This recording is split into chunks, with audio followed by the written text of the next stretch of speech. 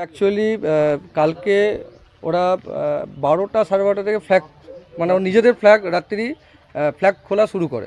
এবার আমার বাড়ির ওখান থেকে যেখানে আপনি গেছিলেন দেখলেন তো একটা কঙ্কাল লাগিয়ে দিয়েছে, ওখান থেকে ওদের নিজেদের ফ্ল্যাগটা খোলা শুরু করে। তারপরে বেশ কিছু ছেলে মদ্যপ অবস্থায় ওখানে ওরা মানে নেচে নেচে ইঙ্গিত করে, মানে আমি বুঝতে পারছি যে আমাকে ঘর থেকে টেম্পটেড করা হচ্ছে। তা আমি খুব মাথা ঠান্ডা করি, কারণ আমি আইসি স্যারকে আমি সন্ধ্যের সময় গেছিলাম, তার আগের দিন আমাকে কিন্তু মা বাবা তুলে খিস্তি খাস্তা করেছিল ওদের মধ্যে একজন। তা আমি সেটা স্যারকে জানাই, আইসি স্যারকে। স্যার বলেন যে মাথা ঠান্ডা রাখবেন, কোনো রকমের অশান্তিতে জড়াবেন না। ব্যাস ওখানে করে কঙ্কাল তারপরে ঝুলিয়ে, কঙ্কালটা অবশ্য আমি পরে দেখেছি।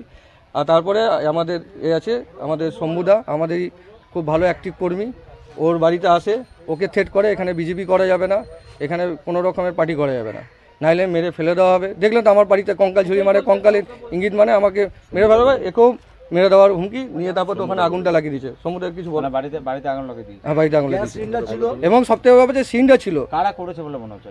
তৃণমূল আশ্রিত দুষ্কৃতী একদম। কারা তৃণমূলে কারা? তারা আছে, পিয়াল শেখ আছে, বিশ্বজিৎ সিংহ রায় আছে, নিতাই মণ্ডল আছে। ঠিক আছে, থানায় কি অভিযোগ করেছেন? থানা পুলিশ এসেছিল, পুলিশ দেখে গেছে আপাতত। তারপরে আমরা যাব, এরপরে কমপ্লেন লঞ্চ হবে লিখিতভাবে। বাড়িতে আগুন লাগার কারণে কোনো সেরকম আহত বা কিছু হয়নি? না, আহত কিছু হয়নি, তবে হতে পারতো। পাশেই সিনটা ছিল, সিনটা যদি বাস্ট হয়ে যেত কি হতো। সিলিন্ডার ঠিক আছে। এবং ঘরে আমার নাম প্রীতম ভৌমিক। ঘরে কি অভিযোগ? আমাদের অভিযোগ এটাই, যেহেতু বিজেপি করছি, আমাদের থ্রেট করছে, এবং এগুলো সমস্ত রাজনৈতিক চক্রান্ত অবশ্যই।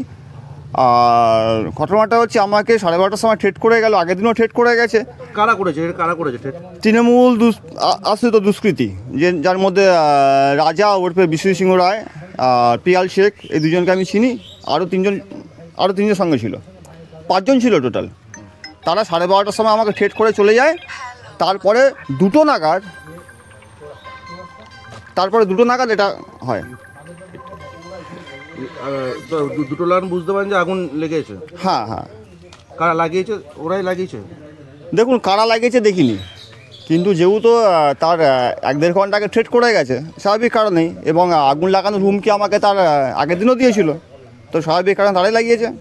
আপনারা এখন কি চাইছেন? দোষী শাস্তি। পুলিশকে জানিয়েছেন? পুলিশকে জানানো হয়েছে। পুলিশ এসছিল। আপনার নাম? আমার নাম শম্ভু বড়ই। এটা পুরোপুরি মিথ্যা কথা, সাজানো। আপনি ভালো করে দেখুন, ওনার বাড়িটার পাশেই ওনার মায়ের বাড়ি আছে, একদম আমাদের সরকারি বাড়ি দেওয়া আছে পৌরসভা থেকে, ওনার মা ভাতা পায়। উনি সকাল থেকে কি করে আপনারা খোঁজখবর নিন, কীভাবে মদ্যপান করে কীভাবে টলতে পাড়া ঢুকে প্রত্যেকের কাছে কী ওদের রিপোর্ট আছে। আর আমরা এই ধরনের ঘটনার সঙ্গে কোনোদিনই যুক্ত হতে পারি না। আমাদের এখানে সবাই আমরা শান্তিপূর্ণভাবে থাকি। আমি অনেক দিন ধরেই আমরা এখানে আছি, অনেক দিন ধরেই আমি কাউন্সিলর, কিন্তু কোনো রকমভাবে এই ধরনের কোনো ঘটনা আমরা হয়নি।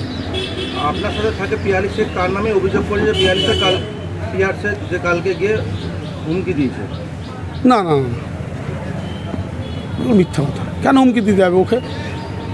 ও বিজেপি করে বলে? না, কে বললে বিজেপি? আমরা জানি না উনি কী করেন।